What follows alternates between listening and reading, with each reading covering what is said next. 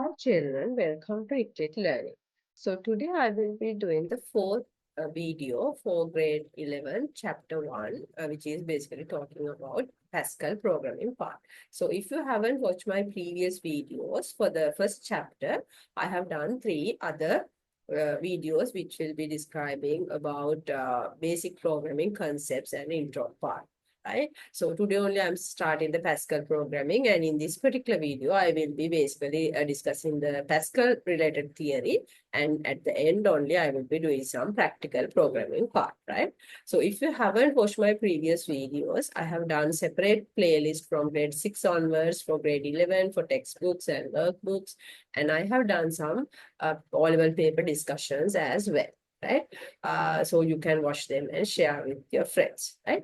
So let's start now, right? So Pascal programming. Now, Pascal is not a very widely using language in the industry, but if you think about Java, C Sharp, now Python is very popular. So these languages are more used in the industry. But any programming language, most of them are basically on uh, about the same related concepts, right? So if you know these concepts, same things will be applicable in other programming languages as well. And so you can easily learn new languages, right? But you have to understand the concepts and the logical thinking you have to practice.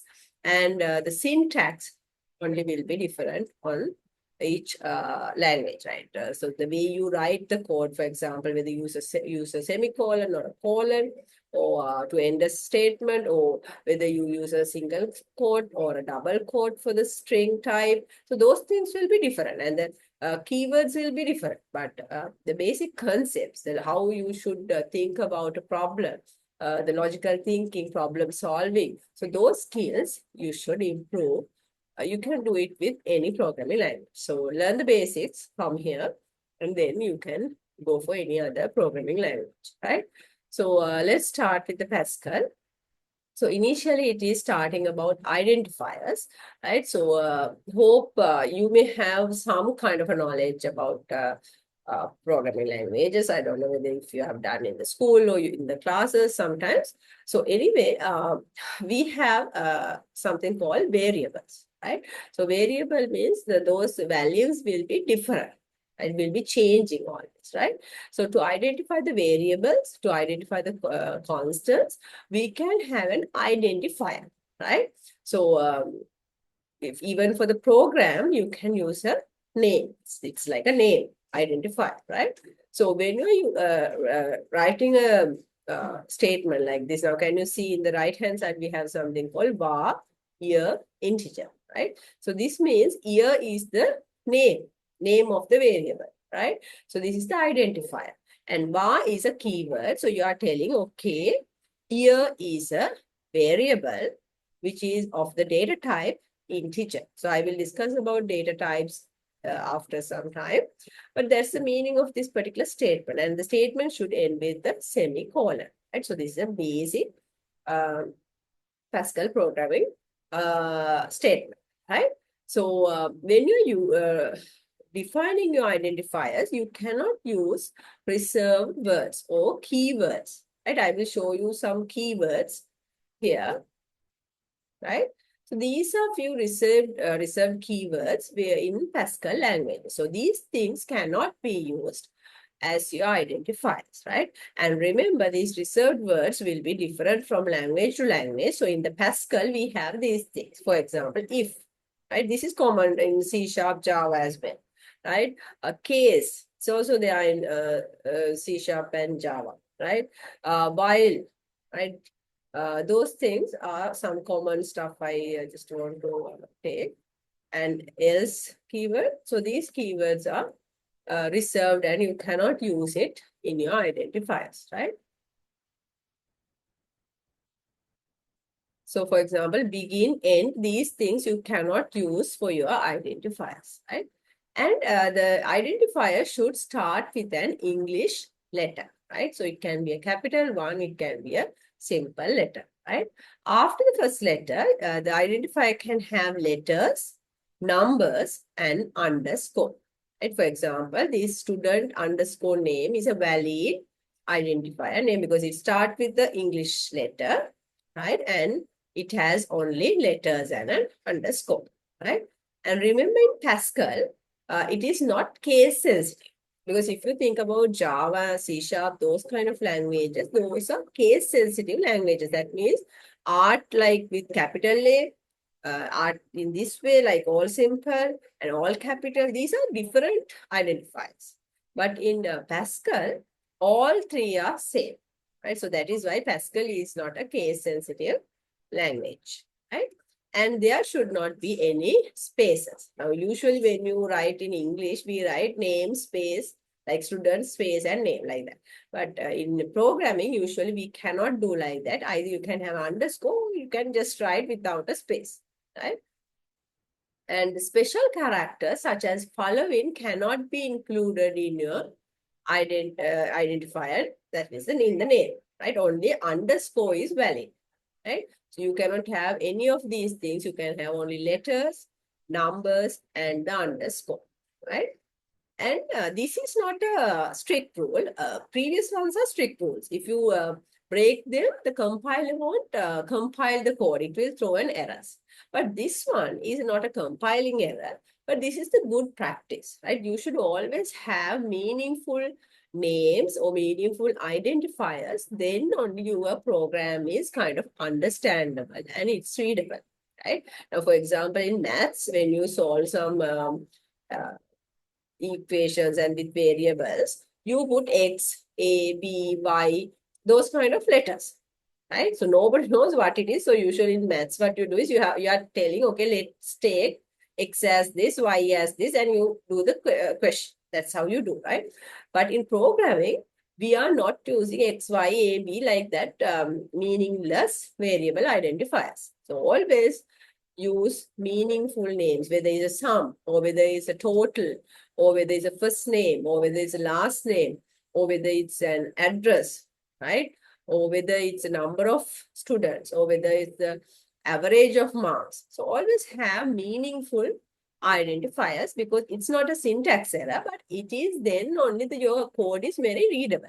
Because in the industry, now, when you write a program in your machine, nobody is going to check that one, or only the markers or teachers will check. But in the real industry, when you write a program, today you do it and you leave the company. Somebody else will take your code and try to execute from their onward. So then they cannot contact you always. Now you're not even in the company itself. So your code should be very readable and understandable, right? So you should use you should use meaningful terms, right?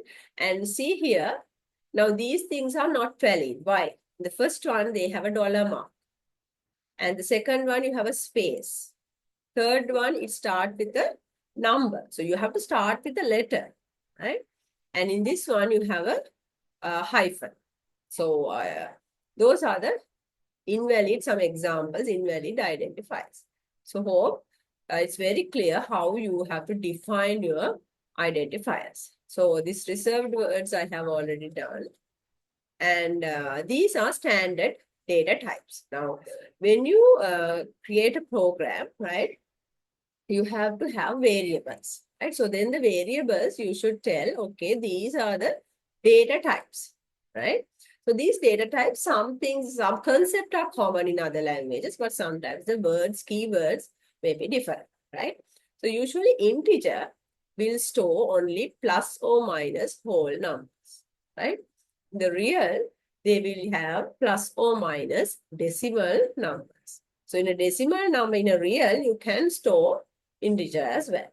Then we have Boolean, true or false. Then we have char. Remember, char is only for one character.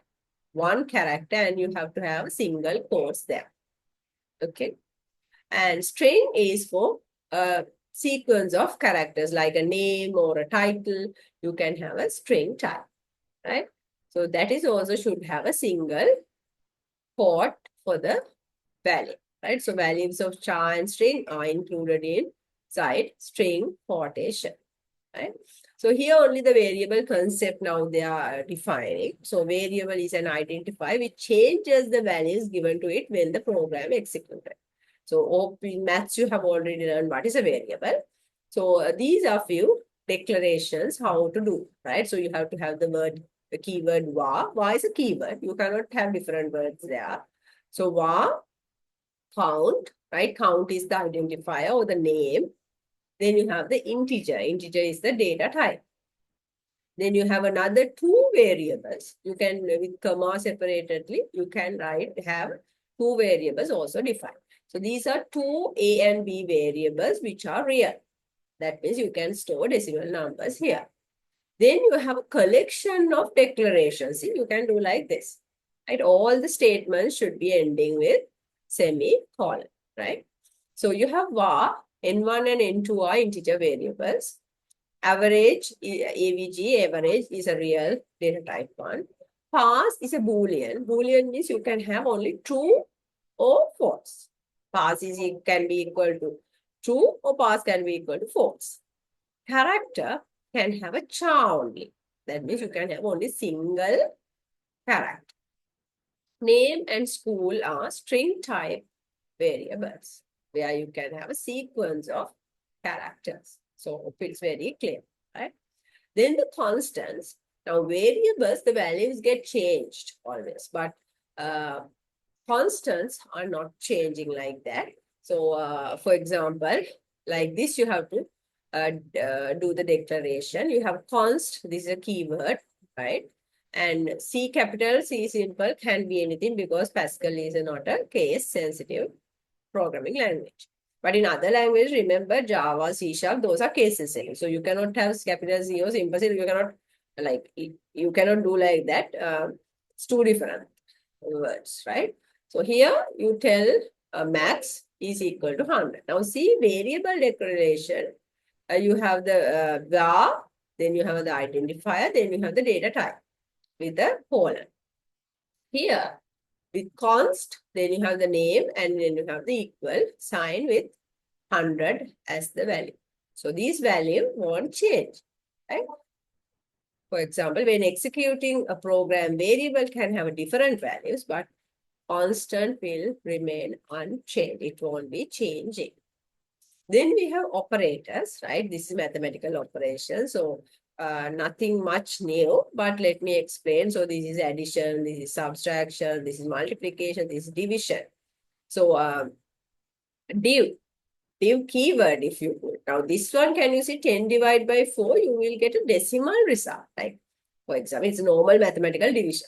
But if you put the word div, what happens is, it's like when you do the long division, the answer on top, right? So that is the basic answer, right? So 20 divided by 6, that means how many 6 are there for 20? It's 3, right? The whole number you tell.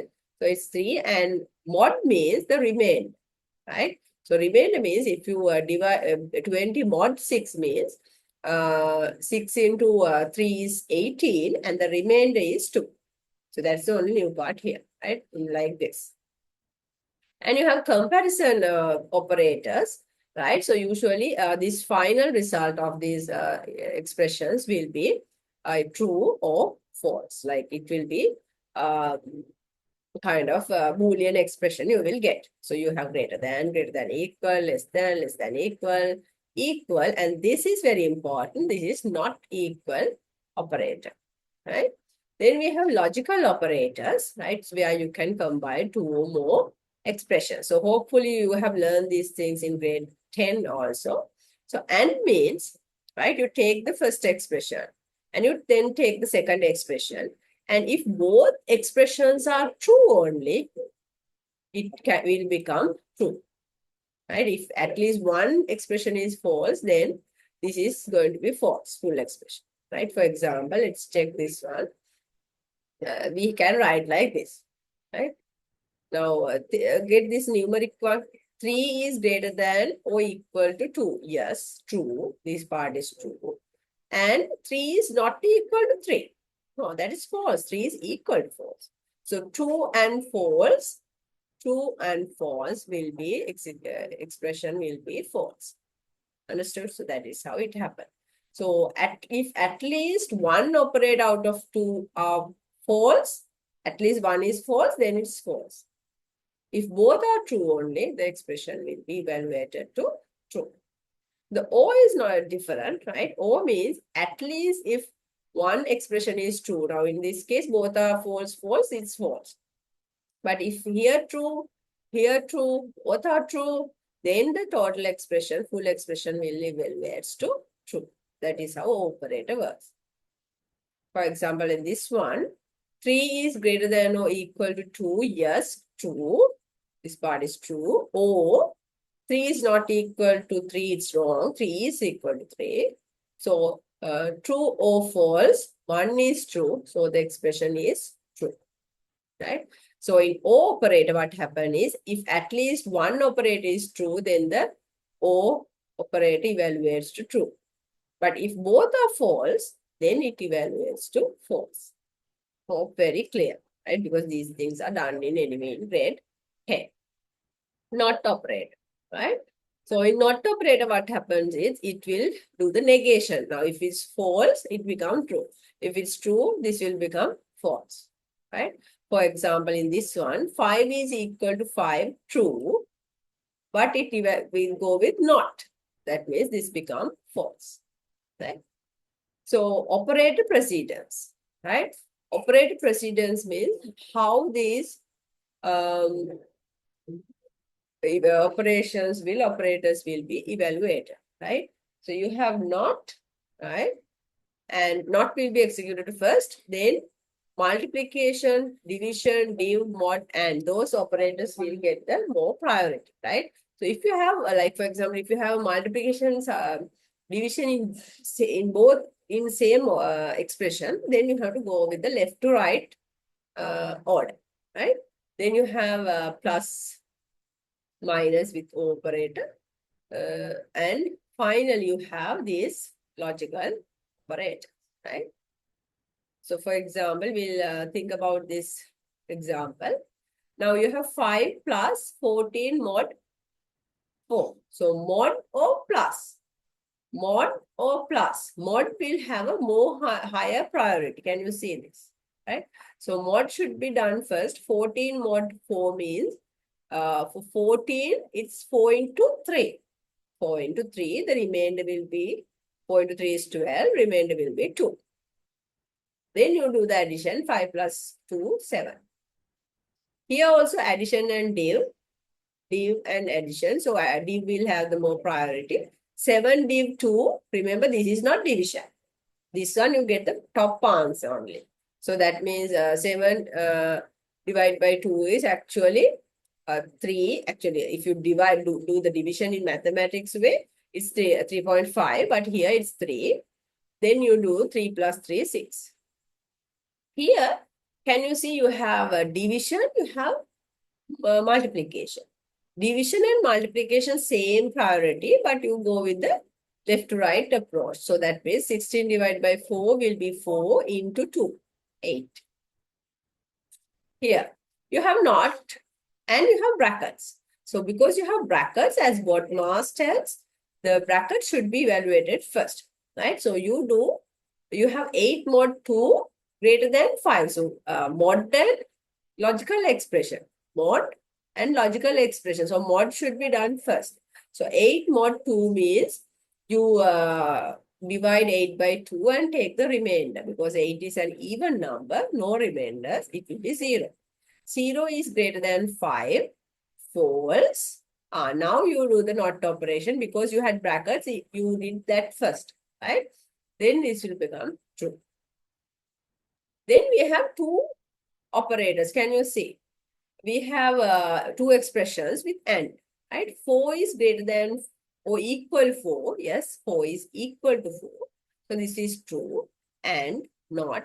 This is a bracket. So you have to do it first. Brackets will get a more priority, right? 7 is greater than 9. No, false. Now you have a not. So it will become true. True and true. If both expressions are true, the total full expression will be evaluated to true. So this is true. Okay. Now most of the theory parts are done, right? So I'm going to start with some practical executions of some program. But basically, I will finish with doing this full program explanation, right? So that is what I'm planning to do today. So for the Pascal programming, I am using Pascal XC, right? So you can Google it, Pascal XC, right? And you can um, download it and install it, right? So Pascal XC, so nothing hard, right? So you can write the code here and then you can do the execution. You can do some code beautifier to make your code prettier, right? Okay.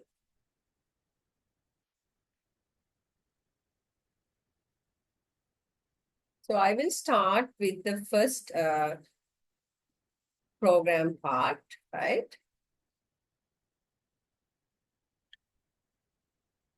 So let me make it beautifier, right? So see, it makes the night indentations and all, right? So you have begin and end, right? So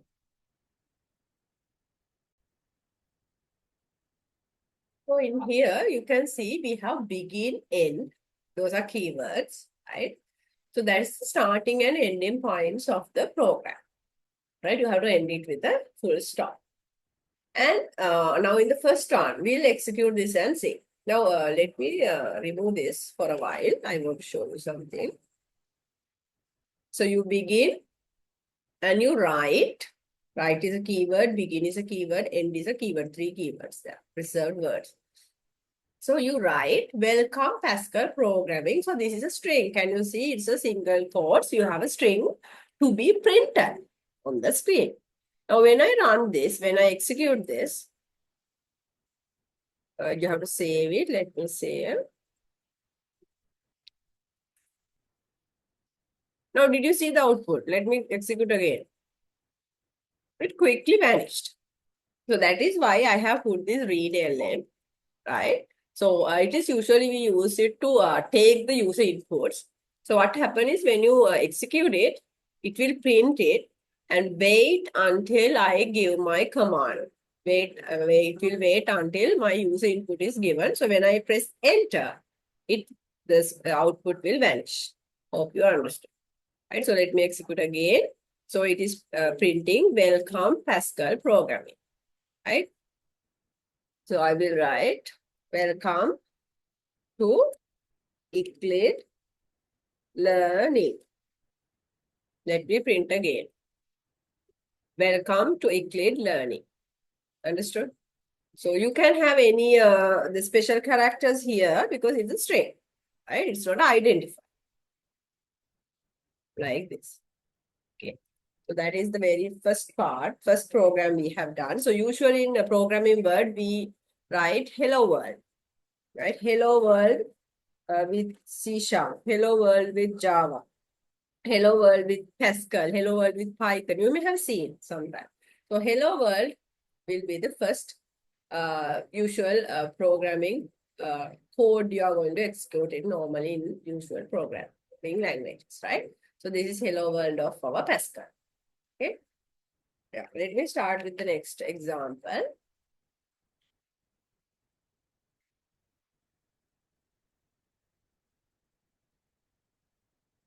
So in this one, we have begin, end, now very clear, right? But we have something called program test. Now I told you we can give identifiers for variables. For the constants, we can give a name for the programs. So it's nothing we are having, but we don't have much benefit of it. But you can tell program, okay, test is my name of the program, right? Then you have begin, end. Okay, you have write, ln, welcome Pascal programming, which we had earlier, right? But then we have something with two slashes, right? Calculate total average of two numbers. I'm not sure what it is doing. Let's wait. Then we have another right, another right. This is right ln. Can you see? This is right, right. I will execute and see. Okay. First one, write ln, it is printed and gone for the new line. Can you see? Write ln means you print, go to the new line. It's like enter, pressing enter. Then fifth line, they have printed enter first number, but it's not having gone for the second line. Why? It is just right?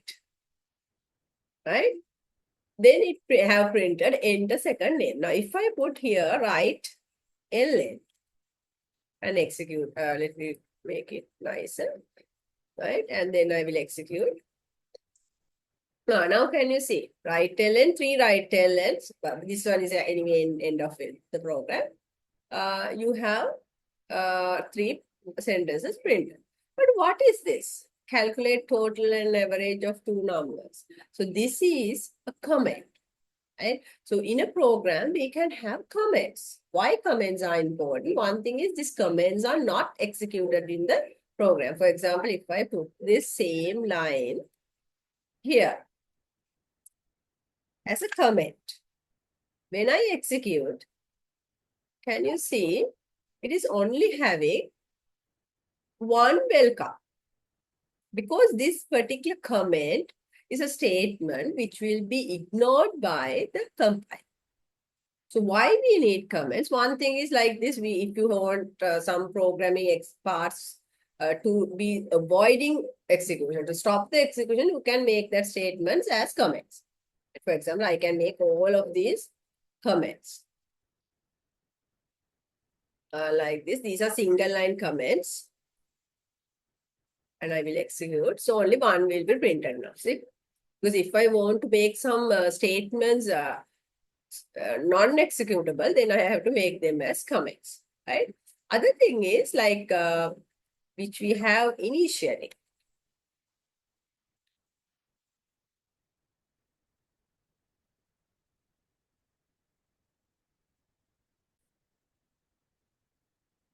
So here it is something which is like kind of expressing, okay, what this program is doing, right? Especially in real world, in the industry, when we write the programs, we are using comments because then we are telling the other people who are looking the code, okay, this is what I'm doing. This is the logic. This is what is the result. This is what the input will be. So like that, I can add comments. So it's very readable, understandable for others, right? That is why comments are used, right?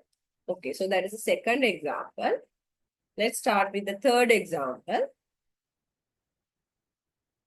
I will make it beautifier, right? So first part is very clear. We have the keywords, program, var, begin, end, right? Integer. These, all the color, the red color ones and the blue ones are the reserved words, right? So there's a program, add num, input, comma, output. So this is add num is the identifier for the program. And these two are like inputs and outputs. It's not a mandatory. Yeah, earlier example you have seen, I have done without these keywords, these two things. It's not a mandatory to have. Then you have var. So that is the place where you tell, okay, these are the variables I'm going to declare. So you have num1 variable, which is an integer. Only one variable. Then you begin, end, and you have a comment. Then you have a write ln to print something. Can you see another one with curly brackets? So that is also comment. So comments can be declared, single line comments can be declared in two ways, with slashes or with curly brackets, right? Curly brackets. So then you write enter first number. You have a read and the num1 variable is used here. So what happens is you are asking user to enter your first number. And when the user gives that number, it will be stored in this num1 variable. That is what read do. Read ln, read both can be done the same thing. Then you write ln, you print another statement and you have to read ln. Early program, we have introduced a read ln because then only program is like post. Otherwise, the output will be, you cannot visible. You cannot see the output. Output will be post with the read ln. But in here, you have to have two read lns. Then only it will post because Otherwise, the program will be like thinking, okay, we are done, right? So that's why we are putting two read-elifs. Let's execute. Okay, welcome. Then you enter first number and it's waits. Can you see? If I put 5 and enter, then only the other part will be printed and it will wait. Hope it's clear. And if I enter, it will vanish down. Okay. So that is what basically third example is doing. So let's go for the final example, right? And I will make it beautifier. Right. Okay. So first two lines. This program is taken from government textbook. It looks like a comment, but not single line. It's multiple line comment. So you have to use bracket and a star, bracket and a star. So that is a multi-line comment, right? So that comments will be ignored by the compiler. Then you have a program name and num. You have few variables. Now you have 4 variables. You have num1, num2, total. Those are integer data type variables. You have average, with the identifier average, AVG, which is real time. That means in the first 3, you can store only integers or whole numbers. In the AVG, you can store averages. That means usually those are decimal numbers. Then you begin, you end. You have a single line comment. You have a print statement. You have a single line comment. Then you ask to enter. You print something, enter first number. And you are expecting the user to give a number there. That is why read. You are waiting until the user gives some number. So when some number is given, that number is stored in num1 integer data type variable. That is what 12th line will be doing. 13th one, it will print a enter second number. In the 14th line, the program will wait until the user gives a number. So that number will be stored in num2 variable. Okay. Then now we have num1 and num2, which the values are given by the user. And there is a mathematical 2 expression. See, this is a variable assignments happening. So you take num1, you take num2, and you add it, and you assign that to my third variable total. Now, for example, if I give num1 as 5 and num2 as 10, total will be 10 plus 5. So 5 plus 10 actually, num1 to num2 should be added. And it will be 50. Your total will be 50. Then your average is total. The value I got here, like it's 15 divided by 2. That means 7.5 will be my average. Then you have another 2 printlns. Total is, now it's important. In earlier write-lns, we just print some static sentences kind of thing, right? But here, I'm using one of my variable value to be printed with a comma. And this is static part, total is, total is, total is. But the value will be vary based on the number 1 and number 2 I give. Then you again have write-ln, average is, and then you have AVG value printed. Right, let's execute this. So we'll see. Now first, it will print welcome Pascal programming. Enter first number. So I will be entering first number and enter. Key is pressed. So what happened is 5 is going and storing in num1 integer type variable. Then the second number is needed. I will give 10 and enter, right? So up to here, this total and average is done in backend. You cannot see the output kind of thing. Then it happens with the 17th line. Total is, and you are printing 15. Average is, you are printing your average, and it's a scientific notation. Can you see? Because my AVG is a real data type. Let me execute this again and give different values. For example, for the first number, I will give 3. enter. For the second number, I will give 9, enter. Total is 9 plus 3. Average is the total 12. I have to divide by 2. So 16. I hope this scientific notation is okay for you because this is maths. You are anyway learning this. So that is, don't worry too much. This is like 10 to the powers it tells. So if you don't know scientific notation, please go to the maths and check that, right? So that is what. So in your textbook, basically this is what they have given, right? You have a program, you have identifier here, name, right? And you have few variables declared, right? And you begin and end your program. You print some lines. Welcome Pascal programming, enter first number, enter second number. You have two variables. Then you calculate the total. Then you calculate the average. And then you print that. So detail-wise, they have explained this, right? But everything I have already explained for you. So remember the assignment operator is like this. Like here, this is the assignment operator. And each of these sentences should be ending with semicolons, right? So these programs you have to try yourself, right? Just don't look at the video and just enjoy. You install Pascal XC. There are some more other IDEs you can use for Pascal development. So have some of these IDEs, write these codes, execute, post my videos and do step by step, then it will be very clear for you. Then it will be really easy because you have to know, you have to have the logical thinking pattern. That's the most important thing. Then you can learn any of these programming languages. So thank you very much for listening. So I will do some more videos for the Pascal. Please do subscribe and please comment any feedbacks, any improvements I should do, and what are your achievements based on these videos, and share these videos among your friends as well. Yeah, thank you very much.